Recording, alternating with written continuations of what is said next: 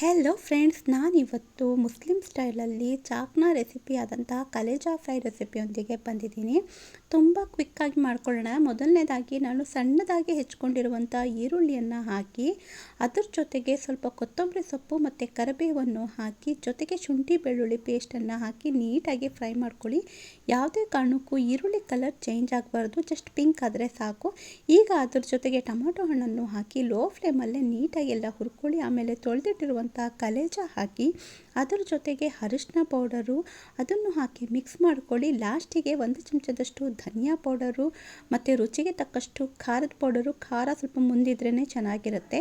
ಜೊತೆಗೆ ರುಚಿಗೆ ತಕ್ಕಷ್ಟು ಉಪ್ಪನ್ನು ಹಾಕಿ ನೀಟಾಗಿ ಮಿಕ್ಸ್ ಮಾಡಿಕೊಂಡು ಲೋ ಫ್ಲೇಮಲ್ಲಿ ಲಿಡ್ ಕ್ಲೋಸ್ ಮಾಡಿಕೊಂಡು ಮುಚ್ಚಿ ಅದ್ರ ಮಧ್ಯ ಕೈ ಆಡಿಸ್ತಾ ಇದ್ದರೆ ನೀವು ನೋಡ್ಬೋದು ಕಲೇಜಾ ನೀಟಾಗಿ ಬೆಂದಿ ಆ ಮಸಾಲೆ ಒಂದಿಗೆ ಚೆನ್ನಾಗಿ ಗಮ್ ಅಂತ ಫ್ಲೇವರ್ ಜೊತೆಗೆ ರೆಡಿ ಆಗಿಬಿಡುತ್ತೆ. ಆದರೆ ಮಧ್ಯ ಕೈ ಆಡಿಸ್ತಾ ಇರಬೇಕು.